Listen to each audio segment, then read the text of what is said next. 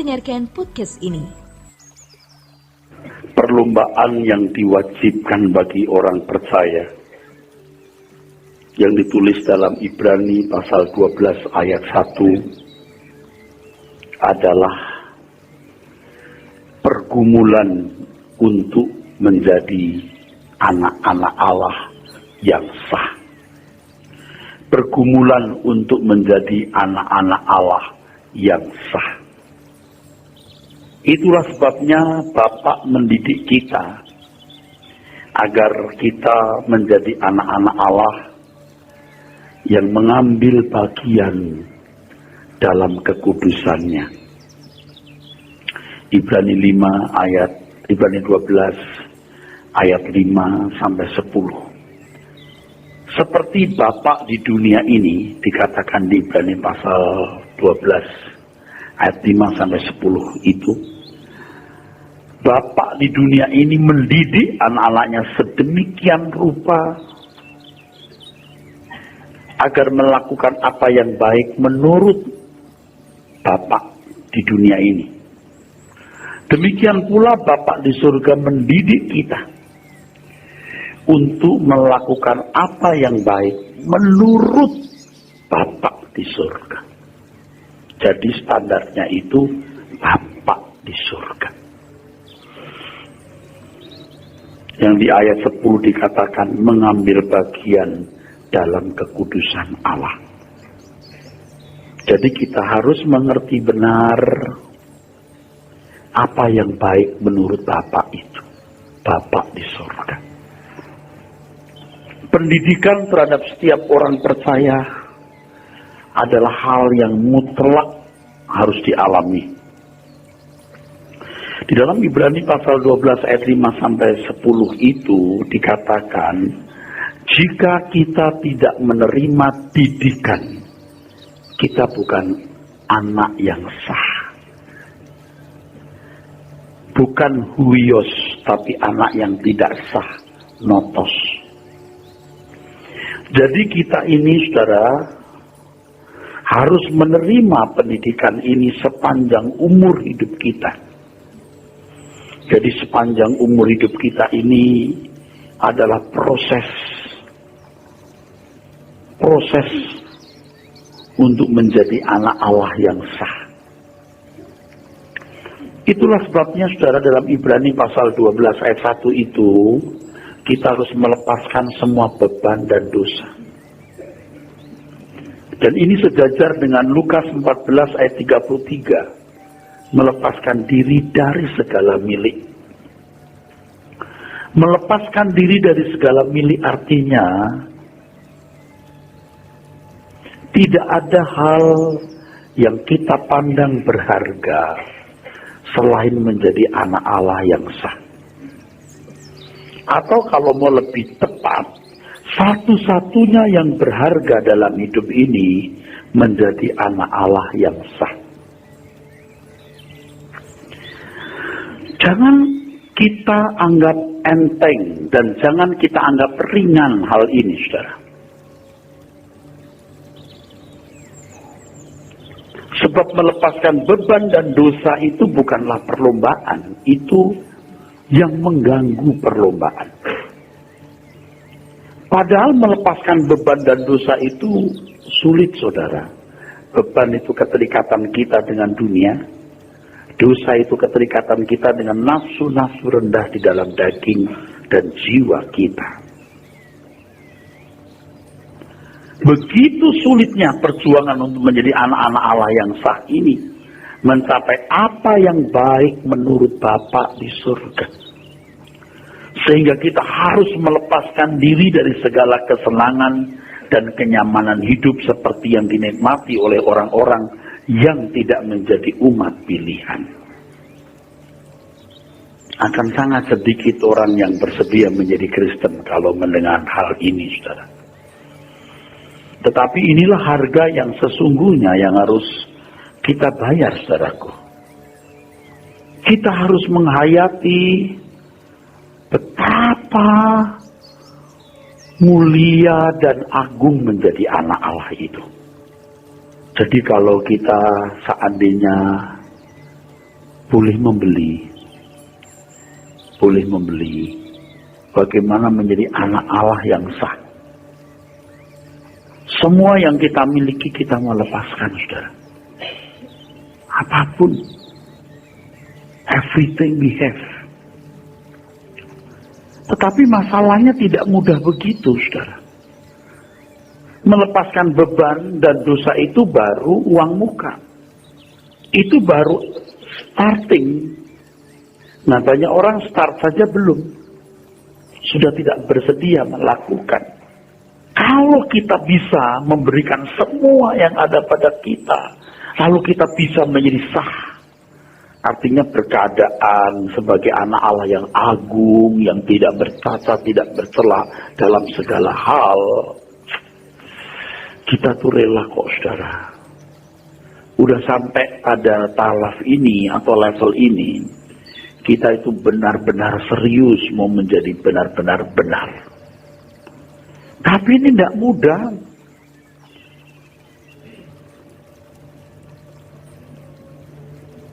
Karena irama yang salah yang sudah mengalir dalam daging kita dan dalam jiwa kita, saudara. Banyak kesenangan-kesenangan yang mestinya harus kita lepas. Ada hal-hal yang mestinya bukan indah, harus kita pandang memang tidak indah. Ini hal yang tidak indah kita nilai indah. Kalau saudara, kalau kita, kalau seseorang sudah menganggap ada sesuatu yang dinilai berharga, maka ia tidak akan bertumbuh menjadi anak-anak Allah seperti Tuhan Yesus. Termasuk harga diri, ya saudara. Bagaimana bisa menjadikan segala sesuatu tidak berharga? Nah, ini masalahnya, saudara. Kalau seseorang sudah menganggap ada sesuatu yang dinilai berharga, maka ia tidak akan bertumbuh menjadi anak-anak Allah seperti Tuhan Yesus.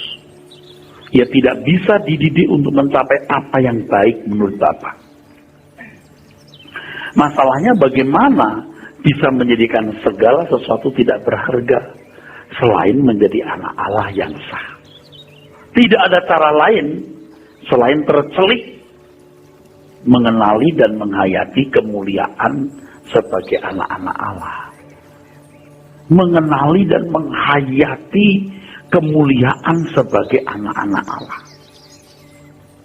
Menjadi anak-anak Allah itu sangat mulia.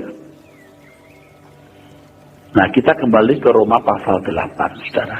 Roma 8 ayat 37 mengatakan ini, coba dibaca, Pak. Tetapi dalam semuanya itu, kita lebih daripada orang-orang yang menang. Iya, orang-orang yang menang, ya. Kalau dalam teks aslinya itu kan Hupernikomen, penakluk. Kita lebih dari orang-orang yang sudah menjadi penakluk. Hupernikomen, dari kata kerja Hupernikao, yang artinya menaklukkan. Orang-orang Roma berhasil menaklukkan bangsa-bangsa. Mereka penakluk. Orang-orang yang menang itu kan menang secara politik, menang dalam hal kekuatan fisik, menang dalam performance, dalam penampilan, menang secara ekonomi. Nah, orang-orang Kristen ini underdog. Pada zaman itu nggak dianggap. Dikejar-kejar, dibunuh, dilempar di kolosium, dikejar-kejar binatang buas, seorang tertawa-tawa di panggung, saudaraku sekalian. Dan orang Kristen dikejar-kejar binatang, dan itu kan fakta. Paulus mengatakan kamu lebih dari mereka. Sekarang ini mereka menang, tapi kamu lebih dari orang-orang menang. Roma 8 itu masih di ayat 14. Semua orang yang dipimpin roh Allah adalah anak Allah. Kamu anak Allah. Terus, sebab kamu tidak menerima roh perbudakan yang membuat kamu menjadi takut lagi. roh perbudakan di sini kalau saudara membaca ayat sebelumnya, keinginan daging. Orang yang menderita, Petrus mengatakan itu berhenti berbuat dosa. Jadi orang-orang yang teraniaya pada zaman itu sudah nggak ada peluang berbuat dosa, itu tidak ada.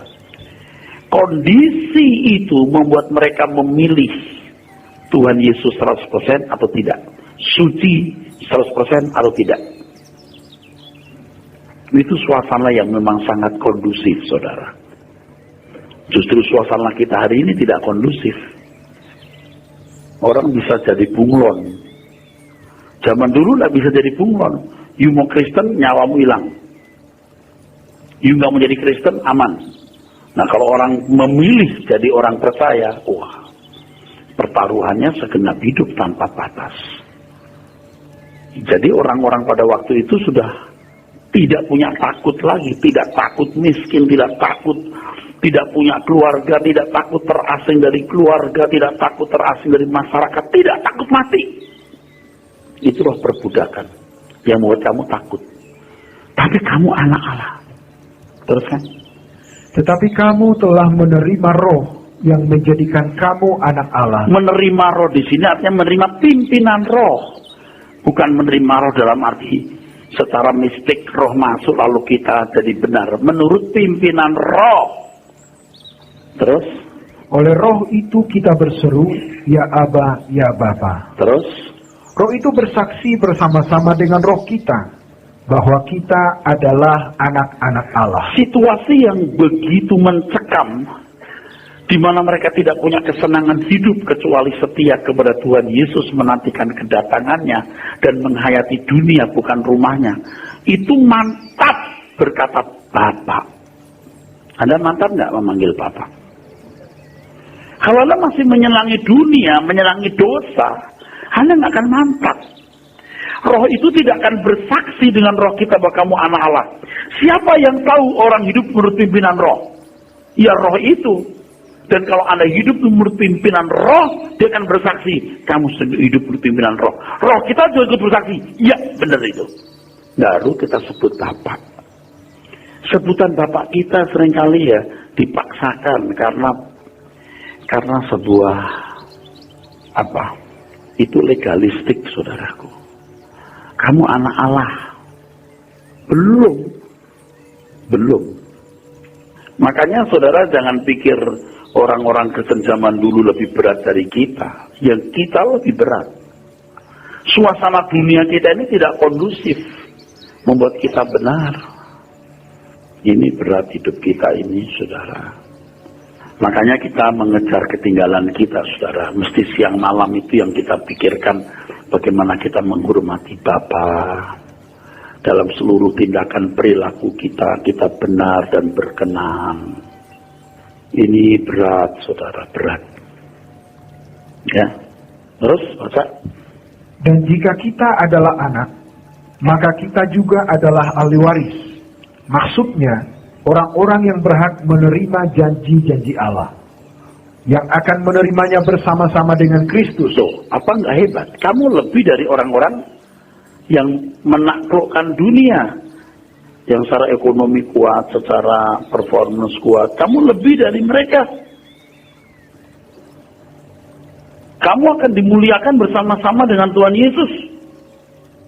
Tapi kalimat berikut ini, saudara, yaitu jika kita menderita bersama. Jika kita menderita. Paulus mengatakan bahwa kita lebih dari mereka sebab kita adalah anak-anak Allah yang akan mewarisi kemuliaan bersama-sama dengan Tuhan Yesus. Oleh sebab itu kita harus menerima kalau kita seakan-akan menjadi orang yang kalah. Nah, ini yang kita nggak mau. Kita mau jagoan. Kita menjadi orang yang hebat, yang terhormat, jadi pendeta yang dipakai Tuhan, gereja yang besar dan seterusnya. Bukan tidak boleh punya gereja besar atau menjadi pendeta yang dikenal. Jangan bermegah dalam hal-hal itu. Nanti kita akan lihat. Itulah sebabnya, saudaraku, di dunia ini sering kita dibawa kepada keadaan seakan-akan kita orang kalah. Kita sering gak rela, saudaraku. Nah, itu ajaran sesat itu. Itu Erastus, itu sesat. Kita kemerokok. Mestinya tidak perlu. Nah, waktu membuat kita lebih tabah. Ya sudah, tidak apa-apa. Itu kan membuat kita lebih mengharapkan Tuhan datang kembali, dan Tuhan akan membuktikan siapa yang sebenarnya berjalan di jalan Tuhan, saudara. Itu juga yang membuat kita akan lebih berhati-hati dalam sikap, supaya kita bisa membuktikan kebenaran yang kita sampaikan itu di dalam dan melalui perbuatan kita. Dan ini perjuangan, saudara, perjuangan. Saudara, kalau membaca Ibrani pasal 12 tadi, ayat 2 dan 3, pandanglah Yesus yang menanggung bantahan yang begitu hebat. Dalam pergumulan kau melawan dosa, kau belum sampai mencurahkan darah. Ya, bukan tidak mungkin kitab Ibrani ditulis untuk orang-orang Kristen yang tidak sampai tingkat mencucurkan darah. Tetapi jemaat Roma sudah sampai mencurahkan darah. Jemaat Roma sudah sampai mencucurkan darah. Tuhan Yesus berkata kepada jemaat di kitab Wahyu itu, 7 jemaat, dan setiap tulisannya selalu ada pernyataan, barang siapa menang. Barang siapa menang. Kemenangan itu bukan anugerah, kemenangan itu perjuangan masing-masing individu. Kemenangan Tuhan membuka jalan orang bisa menang. Tapi tidak otomatis Anda menang. Anda harus berjuang untuk menang. Bukan menang secara politik, ekonomi, penampilan, dan lain sebagainya.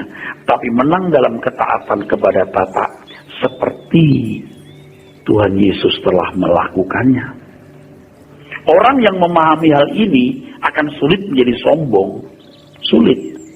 Jadi kalau kita masih sombong, masih bangga dengan sesuatu dalam hidup kita, itu kita tidak mengerti arti menjadi orang kalah di mata manusia tapi menang di kekekalan. Paulus berkata, aku tidak mau bermegah selain di dalam salib Tuhan. Dalam salib itu ada perjuangan untuk disahkan sebagai anak-anak Allah. Dalam hal ini kita mengerti mengapa Paulus tidak bermegah dalam apapun selain dalam salib Tuhan. Galatia 6 ayat 14. Kepada jemaat Korintus, Paulus bermegah dalam kelemahan. Kata kelemahan di sini maksudnya sesuatu yang dianggap rendah. 2 Korintus pasal 11 dari ayat 23 sampai 33.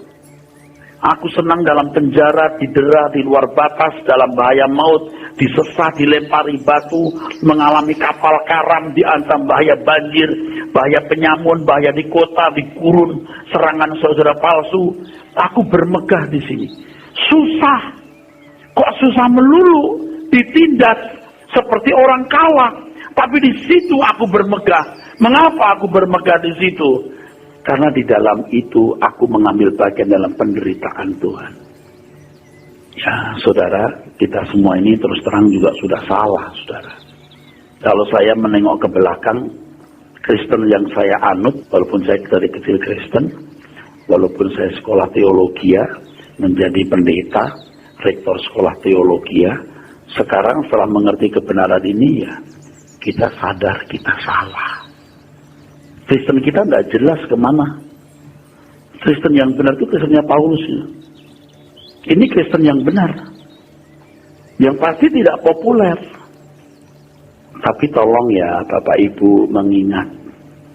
Kita hidup tidak lebih 70 tahun. Tidak lebih 80 tahun. Tidak lebih 90 tahun. Setelah itu kita menghadapi kekekalan. Apa yang kita cari dalam hidup ini, saudara? Betapa indah kalau Tuhan melegalisir kita. Ini anakku. Ketika dunia bergolak di lautan api, malaikat Tuhan menjemput anak-anak Bapak di surga dan membawanya ke langit baru, bumi baru. Betapa indahnya itu, saudara.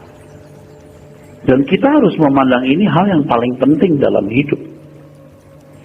Jangan bersembunyi di balik gereja untuk melindungi kehidupan saudara yang tidak sesuai kehendak Tuhan. Merasa sudah bergereja, sudah berbakti, sudah beribadah.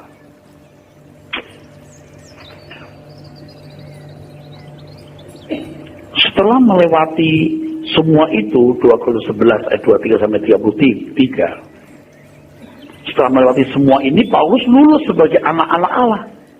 Sebab untuk dimuliakan bersama dengan Tuhan Yesus haruslah menderita. Penderitaan apa yang Anda miliki menjadi stigma yang melayakkan saudara menjadi anak Allah? Kita belum menderita. Saya kira saya juga belum menderita sebagaimana mestinya loh.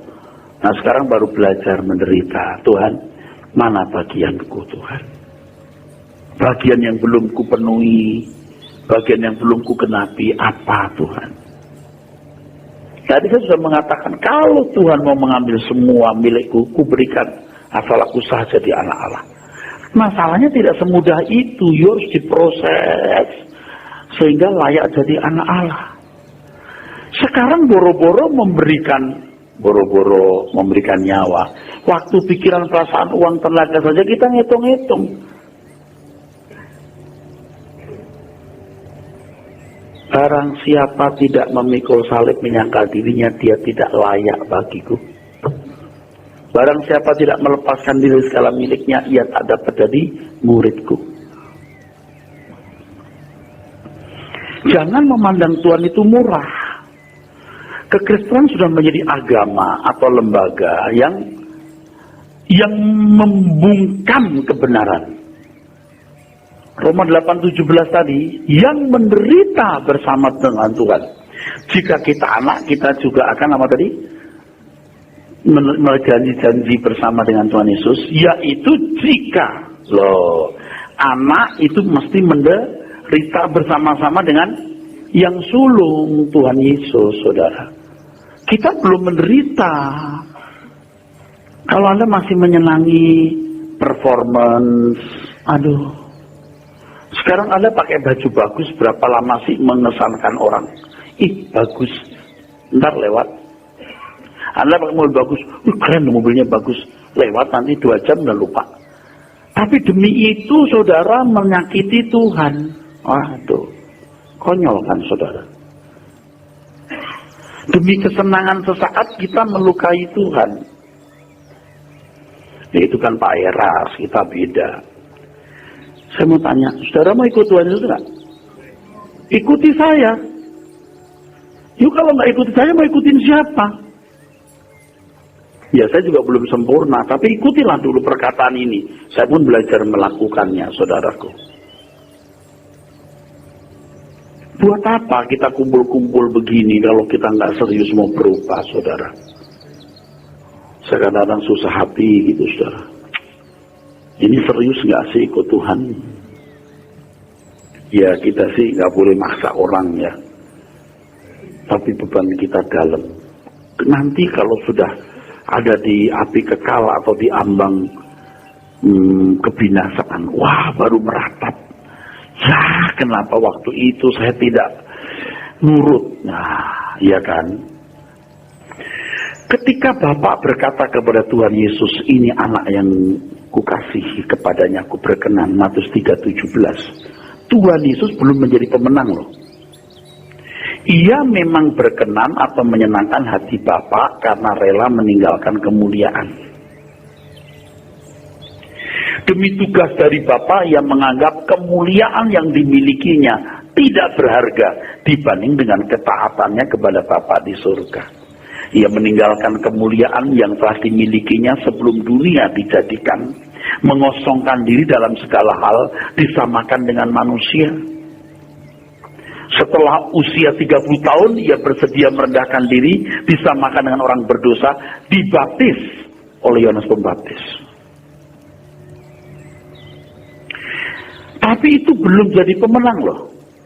Ketika Anda melepaskan beban dan dosa, belum jadi pemenang loh.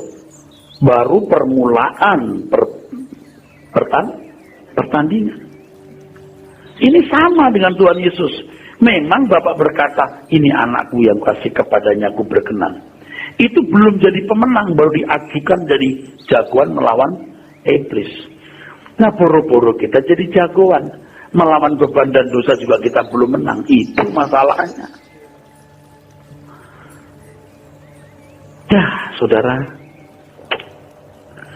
berat amat ya jadi Kristen ini. Nah terlanjur tahu begini kan capek kita. Kan kalau kita konyol, kita berkata, ya kalau tahu begini, mendingan gue gak tahu dah. Tahu begini kita jadi capek nih. Jadi gak pede nih masuk surga. Jadi gak pede ngaku anak Allah. Tapi faktanya begini. Faktanya begini, Pak. Pernyataan itu, ini anakku yang kasih kepadanya aku berkenan, itu baru awal, saudaraku. Itu baru awal perjuangan. Walaupun ia sudah memiliki predikat berkenan di hadapan Bapak, tetapi Bapak belum menyerahkan kemuliaannya loh. Betul nggak? Dia belum menerima segala kuasa di surga di bumi loh. Belum teruji. Nanti di Ibrani pasal 5 ayat 9 mengatakan, setelah dia mencapai kesempurnaan, dia belum sempurna berarti. Ya saudara, makanya melepaskan beban dan dosa itu baru buat Anda berkenan, tapi belum sempurna. Kita harus mengerti hendaklah apa yang baik, yang berkenan dan yang sempurna. Belum dapat kemuliaan. Kalau cuma melepaskan beban dan dosa, saya bisa mengerti. Ada yang mirip-mirip begitu di agama lain, rela jadi orang miskin, rela nggak kawin. Betul nggak? Bisa, walaupun kita nggak tahu hatinya ya. Tapi meninggalkan dosa saja dan meninggalkan beban, kita belum. Coba saudara. Apa nggak berat saudara? Saya sih dalam hati pernah berpikir gini loh, Tuhan, ada jalan singkat kan? Jalan pintas gitu loh. Untuk sempurna itu jangan jauh-jauh, jangan lama-lama itu.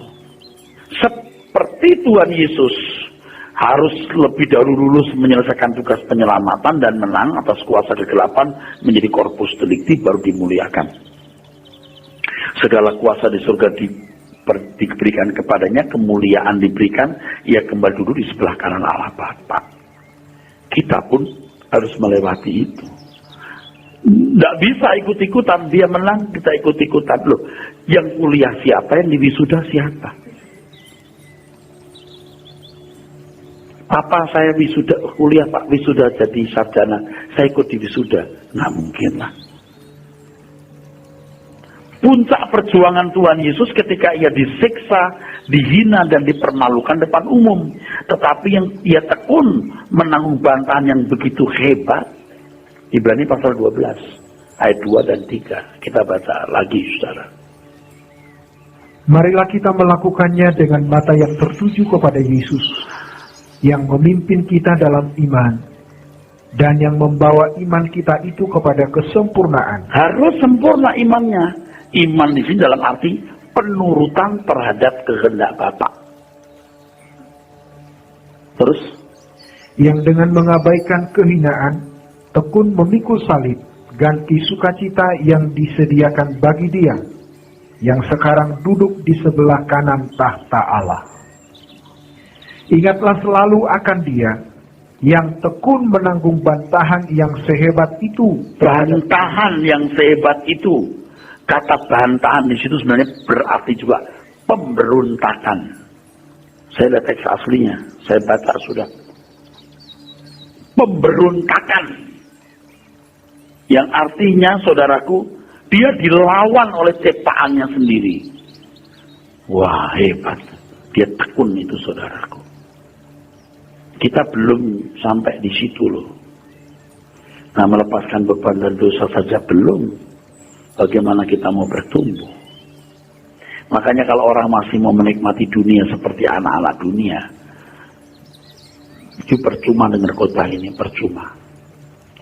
Harus kerja keras, harus jadi orang kaya kalau bisa. Tapi semua untuk Tuhan. Bukan Anda bisa menikmati rumah mewah, mobil, kampungan saudara. Kita menantikan langit baru, bumi baru, kemuliaan bersama Kristus nanti saudaraku. Biar kita dianggap konyol hari ini. Dia mengalami bantahan dan perlawanan atau pemberontakan dari manusia yang sebenarnya adalah ciptaan dan miliknya. Itu hebat saudara. Luar biasa Tuhan kita. Dia tekun saudara. Kita belum seberat dia loh. Tapi kita sering nggak tekun. Jangan ikut-ikutan orang yang nggak jelas itu, saudara. Termasuk orang-orang Kristen atau orang-orang di sekitar kita. Nggak ngerti, saudara. Dia nggak tekun mendengar suara kebenaran, nggak tekun belajar kebenaran. Jangan ada hal yang buat Anda bahagia selain ini. Bagaimana menyenangkan Tuhan, menjadi anak yang berkenan di hadapannya. Tuhan Yesus anak tunggal yang berkenan. Tetapi kalau Tuhan Yesus tidak menjadi pemenang, ia akan terpisah dari Bapa di surga. Jadi Ibrani 5 ayat 7 itu, coba baca dulu. Dalam hidupnya sebagai manusia, ia telah mempersembahkan doa dan permohonan dengan ratap tangis dan keluhan kepada Dia yang sanggup menyelamatkannya dari maut, dan karena kesalehannya ia telah didengarkan. Iya, maut di sini bukan hanya kematian, tapi terpisah dari Allah Bapa. Kalau Tuhan Yesus menang, dia menarik orang datang kepada Bapa. Kalau aku nanti naik, aku menarik orang datang kepada Bapa. Amin. Tapi kalau dia kalah, dia menarik orang masuk dalam maut. Semua binasa. Dia bukan hanya meratapi keadaan dirinya sebenarnya, tapi dia juga bertanggung jawab untuk menarik orang datang kepada Bapa. Sampai kepada Bapa. Kalau Tuhan Yesus gagal, dia terpisah dari Bapa. Eloi, Eloi lama sabachthani. Sandiwarakah? Tidak. Bapak betul-betul meninggalkan dia. Setelah itu saatnya dia mengutuki bapaknya. Selesai, saudara. Masuk semua ke neraka. Maut terpisah dari Allah. Tetapi dia mengakhiri dengan pernyataan, ke dalam tanganmu kuserahkan rohku. Selamat dia. Dia tetap mempercayai Bapak. Anda tahu nggak pencobaan pertama? Jatuhkan dirimu dari atap. Itu kan pencobaan. Maksud saya, percobaan yang dialami Tuhan Yesus untuk mencobai Bapa di surga, meragukan kasih dan pemeliharaannya. Coba jatuhkan. Kan dia berjanji mau menatang engkau. Ya juga ya, coba ya. Tuh.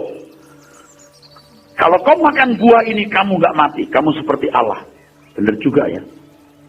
Itu meragukan kebaikan Allah. Ketika Tuhan Yesus sampai pada titik di mana dia ditinggalkan Bapa di surga, dia masih mempercayai Bapa di surga. Saya tidak mau main-main, saudara. Saya serius. Dan mungkin saya tidak banyak sahabat, banyak teman. Saya tidak akan merugikan orang. Saya akan menganggap semua orang berharga. Saya akan berusaha untuk baik. Banyak teman, tapi hampir nggak punya sahabat. Nggak apa-apa. Tapi saya mau benar.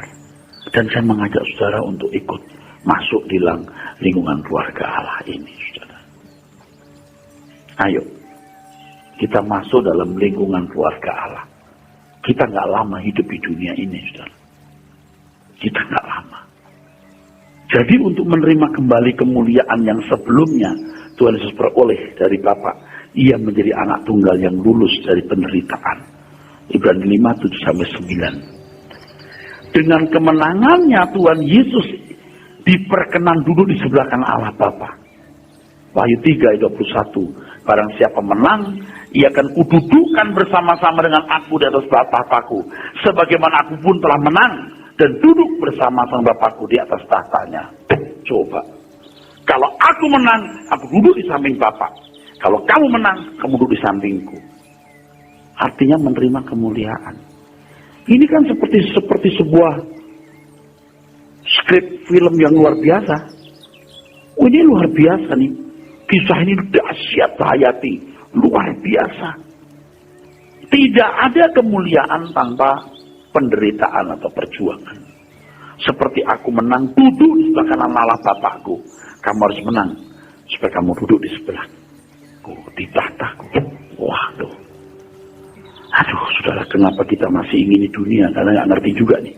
Kalau di gereja itu amin, amin, amin, amin, amin, amin. Di luar berbeda, saudara. Saudara percaya firman Tuhan? Saudara yakin bahwa kehidupan ini akan berakhir? Pasti. Dan di balik kehidupan ini ada kekekalan. Ada kerajaan Tuhan kita Yesus Kristus. Nah, kenapa kita nggak memilih untuk hidup di kerajaannya itu? Kenapa kita ruwet dengan hal-hal yang tidak perlu kita ruwet? Nah, perjuangan menjadi anak Allah yang sah ini dapat kita mengerti dan kita terima dengan segenap hati kalau kita mendalami seluruh ayat dalam Ibrani 12. Jadi kalau saya bolak-balik Ibrani 12, Roma 8, janganlah berkata, wah khotbahnya sama saja. Tidak sama. Tidak mungkin sama. Pasti resolusinya beda, lebih rapat, lebih tajam. Lalu hubungan sirkuitnya itu pasti lebih lengkap, lebih nyambung.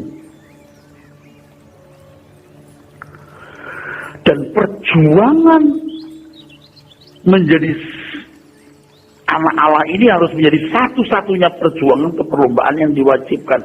Jangan sibuk, jangan terpengaruh dengan hal-hal yang minor.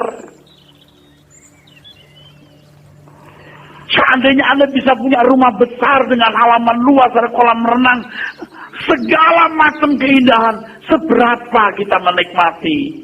Bukan nggak boleh. Kalau punya silakan, jangan tenggelam di situ. Jangan. Anda sekarang punya uang berapa puluh miliar, Anda cuma menikmati sambil mikir-mikir, uangku banyak.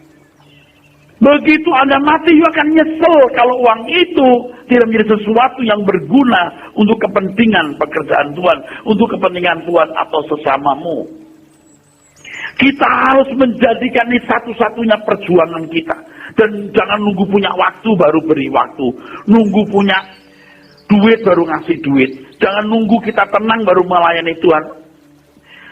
Gak usah nunggu apa-apa, pokoknya hari ini apapun yang Tuhan kehendaki itu kulakukan Tuhan. Buat aku mengerti. Kitanya yang mesti nyodok-nyodok. Tuhan, apa yang ingin engkau, apa yang kau ingin aku harus lakukan Tuhan. Kita yang nyodok-nyodok, saudaraku. Dan tahukah saudara, kalau kita boleh berjuang untuk Tuhan, itu kehormatan. Jangan rasa aduh beban. Kehormatan, saudaraku. Anda kalau melihat kemuliaan Tuhan yang tiada batas itu, buset. Tuhan butuh apa sih? Tuhan gak butuh apa-apa. Tuhan gak membutuhkan uangmu, hartamu, tenagamu, pikiranmu. Tuhan butuh hatimu yang mencintai Dia. Dan tentu kalau kita mencintai Tuhan, kita membuktikan cinta itu dengan tindakan, saudaraku sekalian. Jangan padam. Kobarkan api untuk mencintai Tuhan. Dan saya kasih tahu yang bisa mengobarkan dirimu sendiri. Jangan nunggu Tuhan mengobarkan. Tidak pernah terkobar. Apalagi kalau saudara sudah mulai fokus kepada banyak hal yang sia-sia. Amin.